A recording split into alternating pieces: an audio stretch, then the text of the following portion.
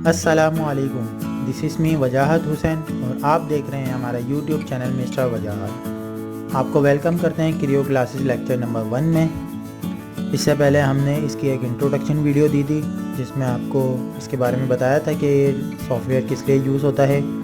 तो अगर आपने वो नहीं देखी है तो आप वो भी वॉच कर लीजिए।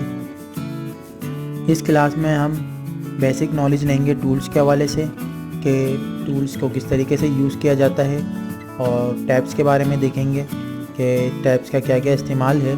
तो शुरू करते हैं आज की वीडियो। और अगर आपने क्रियो अभी तक डाउनलोड नहीं किया है तो आप वो क्रियो डाउनलोड कर लीजिए।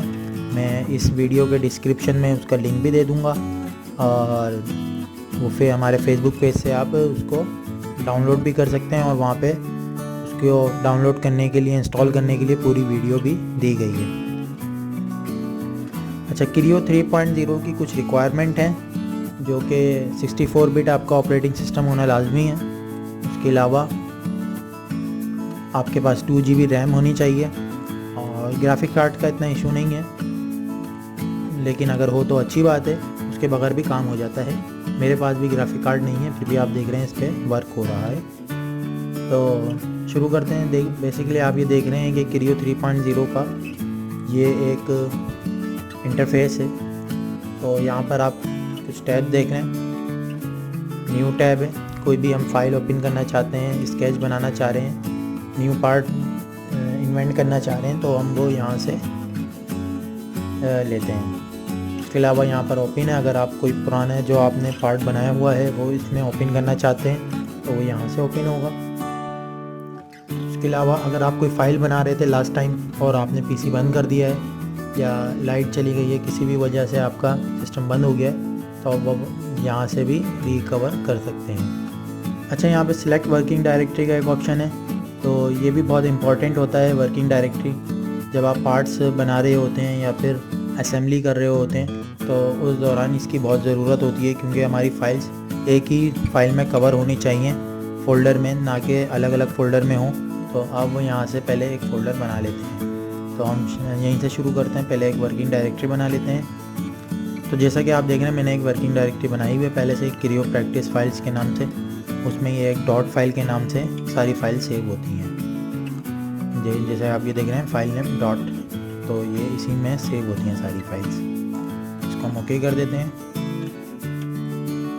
उसके अलावा इरेज नॉट डिस्प्ले, आपने इसके ऊपर क्लिक करके रखना है। जो पार्ट हम एक दफ़ा डिलीट कर दें, जो ऑप्शन हम एक दफ़ा डिलीट कर दें तो उसको बार बार शो नहीं करा, उसके लिए होता है। मॉडल डिस्प्ले में आप कुछ चीज़ें देख लें।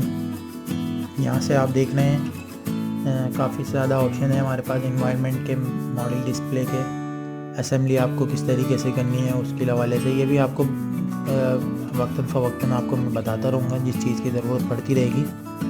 तो फ़िलहाल इसको भी रहने देते हैं। सिस्टम कलर मैं आपको बता देता हूँ, अगर आप इसको चेंज करना चाहते हैं तो सिस्टम कलर में आप यहाँ पे कलर स्कीम देख रहे हैं, और यहाँ से डिफ़ॉल्ट हुआ हुआ है अभी। आप इसको ब्लैक भी कर सकते हैं, डार्क बैकग्राउंड, जैसे कि आप देख रहे हैं कि यहाँ पे ये ब्लैक हो गया है। तो ये काम करने में थोड़ा हमारे लिए आसानी रहती है। इसको मुझे वाइट ही पसंद है तो मैं वाइट पर ही काम करता हूँ। ये सिर्फ आपको एक बताने के लिए था। यहाँ से हम जो हमारी फ़ाइल क्रिएट हो जाएंगी तो वो यहाँ से हम उसको देख सकते हैं। तो न्यू पार्ट ले लेते हैं। तो यहाँ से आप न्यू पार्ट को सिलेक्ट कर सकते हैं। सबसे पहले हम यहाँ पे न्यू मॉडल पर आ जाते हैं। तो यहाँ पर आप देख रहे हैं लेआउट, स्केच और पार्ट मॉडलिंग। तो बेसिकली हमने यहाँ पे पार्ट ही को क्रिएट करना है, तो उसी में हम लेआउट भी बना लेंगे, स्केचेस भी उसके अंदर ही हमारे पास क्रिएट हो जाएंगे। तो यहाँ पर आप देख रहे हैं कि यहाँ पर आप कोई भी अपना पार्ट का नेम दे सकते हैं, जो भी आप अपना नेम देना चाहते हैं पार्ट को वो दे सकते हैं। यहाँ पे आप टाइप देख रहे हैं, तो अभी हम सॉलिड टाइप पे यूज़ कर रहे हैं इसको, सॉलिड टाइप है। इसके अलावा आप शीट मेटल इसके ऊपर बना सकते हैं, बल्क क्वांटिटी है तो आप वो भी इसके ऊपर बना सकते हैं। यहाँ से आपने टेम्पलेट को हटा देना है, और ताकि आप अपने यूनिट वगैरह सेलेक्ट कर सकें अपने हिसाब से। तो यहाँ पर आप देख रहे हैं टेम्पलेट दिए गए हैं, मुख्तलिफ टेम्पलेट हैं यहाँ पर। तो ये टेम्पलेट हैं यूनिट्स के, आपने जो यूनिट आपने इस्तेमाल करना है। हमें यहाँ पे MMNS पार्ट सॉलिड को यूज़ करना है, और इसी को ओपन कर लेते हैं।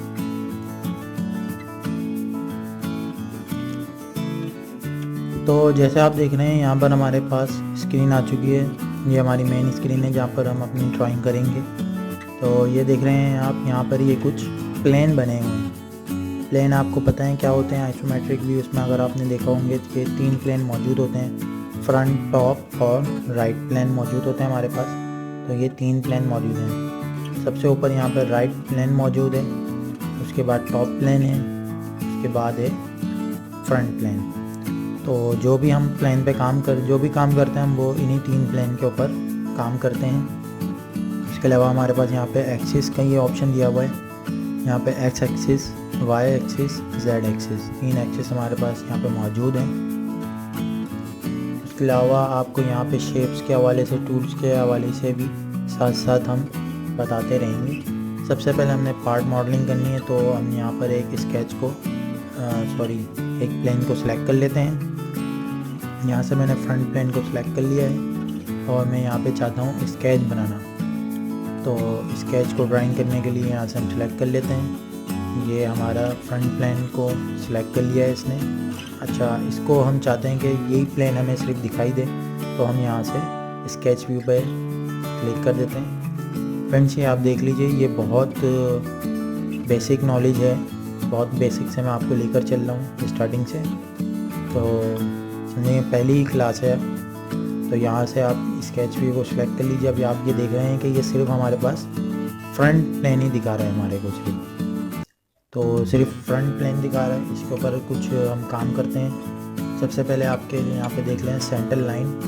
सेंटर लाइन यहाँ पे मौजूद है, आप वो सेंटर लाइन लगा सकते हैं। आपने यहाँ पर एक क्लिक करना है, उसके बाद आप ये दूसरा क्लिक करेंगे तो ये बिल्कुल सेंटर लाइन है ड्रॉ हो जाएगी। उसके अलावा यहाँ पे आप क्लिक करेंगे तो ये एक, और जो भी आप इसको एंगल देना चाहते हैं तो ये वहाँ पर आप जाके इसको सिलेक्ट कर सकते हैं। तो ये हमारे पास सेंटर लाइन लग चुकी है।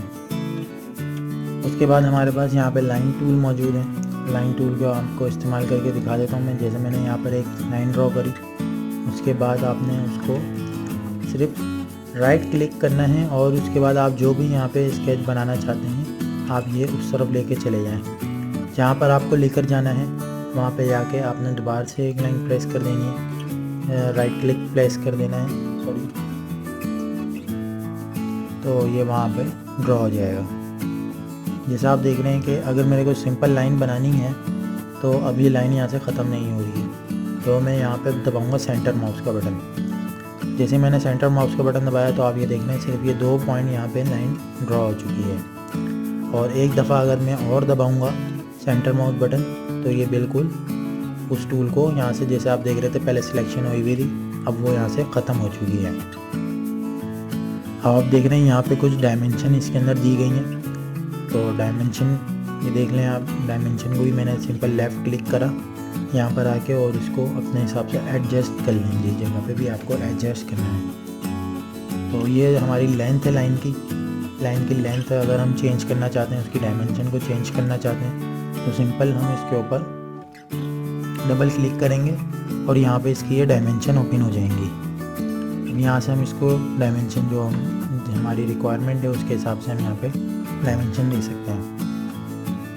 अच्छा फ्रेंड्स, हमने यहाँ पे लगाई थी सेंटर लाइंस। तो सेंटर लाइंस का आपको कुछ समझ में आ रहा होगा कि क्या उसकी जो है ना कहते हैं हमारे को क्या फ़ायदा हुआ उससे। तो बेसिकली आप देख रहे हैं कि यहाँ से यहाँ तक का ये गैप बता रहा है हमें, जो कि हमारे पास 165 कुछ बता रहा है। तो ये सेंटर से हमारा डिस्टेंस है। इसी तरह यहाँ से सेंटर से हमारा डिस्टेंस आ रहा है। तो इसको भी हम चेंज करना चाहें तो वो भी हम यहाँ से चेंज कर सकते हैं, किसी भी डायमेंशन को चेंज के बगैर। जैसे कि आपने देखा मैंने यहाँ पर डायमेंशन चेंज करी तो यहाँ इसकी डायमेंशन पे कोई फ़र्क नहीं हुआ। ये भी मैं आपको बताऊंगा स्ट्रॉन्ग, इसके अंदर 3 तरीके की डायमेंशंस होती हैं, स्ट्रॉन्ग, वीक और लॉक डायमेंशन इसके अंदर मौजूद होती हैं। तो वो भी हम आहिस्ता आहिस्ता देखेंगे कि किस तरीके से होती है। क्योंकि पहली क्लास है ये, तो मैं इसमें बिल्कुल सिंपल आपको देना चाहता हूँ और जल्दी आप ये है कि इसको डाउनलोड भी कर लीजिए। तो यहाँ से भी आप डायमेंशन दे सकते हैं, सिंपली यहाँ से डायमेंशन दे दिया आपने भी। अच्छा जी, अगर आप इसी लाइन टूल के ऊपर और काम करना चाहते हैं तो वो भी आप कर सकते हैं। दोबारा से आपने यहाँ से लाइन टूल को सिलेक्ट करा और उसी पॉइंट के ऊपर से अगर आप ड्रॉ करना चाहते हैं उसी पॉइंट के ऊपर आपने लेफ़्ट क्लिक करना है और सिंपल ये यहाँ से बना दिया, वहाँ पे ख़त्म कर दिया जहाँ पर हुआ, और उसके बाद यहाँ से क्लिक कर दिया और यहाँ पे। तो आप ये देख रहे हैं ये एक सिंपल बॉक्स हमारे पास क्रिएट हो गया है। इसकी भी आप डायमेंशन दे सकते हैं अपने हिसाब से, जो भी आपको रिक्वायर्ड डायमेंशन है वो यहाँ पर आप दे सकते हैं। अच्छा, जब आपके पास ये पार्ट कंफर्म हो गया कि आपका ये पार्ट बन चुका है तो आपने यहाँ से ओके कर देना है। अच्छा, इसके अंदर मैं आपको एक डिलीट टूल का भी बता दूं। अगर कोई काम हमारा गलत हो गया, जैसे मुझे ये लाइन नहीं चाहिए थी, तो जहाँ पे भी मैं सिलेक्ट करूँगा तो ये उस टूल को उस पोर्शन को कट कर देगा। ये जैसे आप ये देख रहे हैं कि ये मैंने पार्ट डिलीट कर दिया है। तो अब हम इसके ऊपर रेक्टेंगल टूल देखते हैं।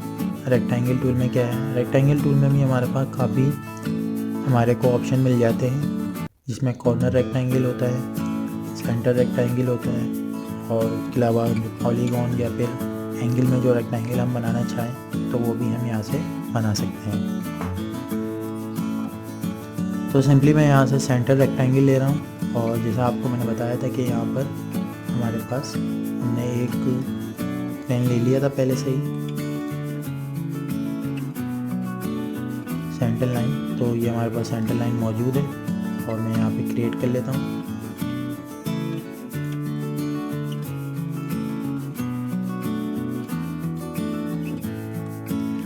तो ऐसे मैंने व्यूज़ को सिलेक्ट कर लिया है। मैं यहाँ पे क्रिएट करता हूँ, जैसे कि मेरा सेंटर पॉइंट है, तो मैंने यहाँ पे लाके लेफ़्ट अपना माउस को क्लिक करा, और ये जैसे आप यहाँ पे देख रहे हैं तो ये बिल्कुल सिमेट्रिक व्यू में बनेगा। सिमेट्रिक व्यू में आपका ये रेक्टेंगल बनेगा। तो आप यहाँ पे देख भी रहे हैं कुछ आपको परपेंडिकुलर लाइंस नज़र आ रही होंगी, तो ये जो कि बिल्कुल परपेंडिकुलर इसको बनाएंगी स्क्वायर को। मुझे जितना भी चाहिए मैं यहाँ पे लाके इसको लेफ़्ट क्लिक कर दूँगा तो ये यहाँ पे हमारे पास रेक्टेंगल बन जाएगा। अच्छा, आप देख रहे हैं कि ये सिलेक्शन अभी मौजूद है, यहाँ पर सिलेक्शन अभी ख़त्म नहीं हुई है, और ये रेक्टेंगल आप अगर एक दफ़ा और बनाना चाहें तो ये आप वो भी बना सकते हैं। लेकिन अगर मैं इसको ख़त्म करना चाहूँ कि अब बस मुझे रेक्टेंगल नहीं बनाना है, तो मुझे यहाँ से सेंटर माउस बटन दबाना पड़ेगा। जैसे ही मैं सेंटर माउस बटन दबाता हूँ तो ये हमारे पास इसकी डायमेंशन आ जाती हैं। मुझे ये रेक्टेंगल नहीं चाहिए तो मैं इसको डिलीट कर देता हूँ। ये सिंपली मैंने यहाँ से डिलीट कर दिया इसको। ओके, उसका इतना फर्क नहीं पड़ेगा।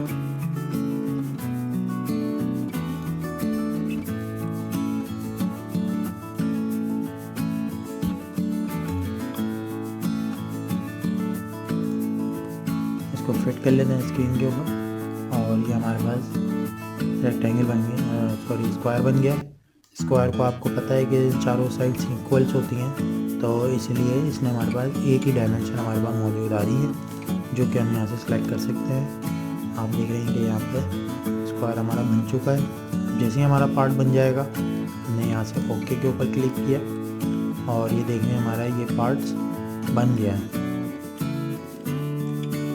अगर हम इसको एक्सट्रूड करना चाहते हैं तो 3D व्यू जो हमारी है वो हम यहाँ से आसानी से इसके ऊपर दे सकते हैं। आप यहाँ पे देख रहे हैं कि ये एक स्क्वायर का ऑप्शन बन रहा है। यहाँ से आप डायमेंशन दे दें इसकी जो भी आपने देनी है, और ये हमारे पास एक पार्ट बन गया है। तो देख सकते हैं आप, ये हमारे पास एक पार्ट बन गया है। इसके अलावा आप इसके ऊपर जो भी वर्क करना चाहें तो सिंपली उसके बाद भी वर्क कर सकते हैं। बेसिकली क्रियो कोर्स इतना आसान नहीं होता है करना, तो इसके लिए क्लासेस भी काफ़ी आपको बड़ी लेनी पड़ेंगी। अभी आज की क्लास भी काफ़ी बड़ी हो गई है, तो कोशिश करना है 20 मिनट में इसको कंप्लीट करें। तो अगर इसके ऊपर हमें और वर्क करना है तो हम वो भी वर्क कर सकते हैं। अब मुझे इसके ऊपर होल को बनाना है। होल बनाने हैं तो किस तरीके से बनाएंगे हम होल, ये अभी मैं आपको सिंपल तरीका बता रहा हूँ कि एक ऑब्जेक्ट को बनाने के बाद हम उसके ऊपर वर्क किस तरीके के कर सकते हैं। वैसे होल के लिए अलग हमारे पास एक टूल मौजूद है, लेकिन अभी फ़िलहाल मैं आपको बेसिक से लेके चल रहा हूँ। तो सबसे पहले हमने यहाँ से प्लेन को सिलेक्ट कर लेना है और यहाँ से स्केच के ऊपर हम क्लिक कर देंगे। स्केच व्यू ले लेंगे, रेफरेंस लाइन ले लेंगे हमारे पास। अच्छा, पहले हमने लिया था सेंटर लाइन हमने लगाई थी, अभी हमें सेंटर लाइन की इतनी ज़रूरत नहीं है। यहाँ से हम रेफरेंस लाइन ले लेंगे। हम किसी भी पोर्शन को रेफरेंस अपना बना सकते हैं। अगर हम इन दोनों को बनाना चाहें तो इन दोनों को बना सकते हैं। इसकी सेंटर लाइन हमारे पास मौजूद है, इस पार्ट को हम बनाना चाहें तो उसको बना सकते हैं। ठीक है, यहाँ पर हम अब सर्किल को देख लेते हैं। सर्किल में भी हमारे पास काफ़ी ऑप्शन मौजूद हैं, तो हम ये वाला ऑप्शन मौजूद लेंगे। बेसिक जो होता है, जो आपका सेंटर पॉइंट से उसका रेडियस का आपने सेलेक्ट कर लेना है। अब मुझे सेंटर पॉइंट यहाँ पे चाहिए तो मैं यहाँ पे लेफ़्ट क्लिक करूँगा और जितना बड़ा मुझे रेडियस चाहिए उसका, तो मैं उसकी डायमेंशन में मिलाकर लेफ़्ट क्लिक कर दूँगा तो ये मेरा माउस बन जाएगा। इसी तरीके से एक यहाँ पे ले लेते हैं और ये हमें रेडियस का बता रहा है कि जैसे कि आप देख रहे हैं यहाँ पे आर बना हुआ है।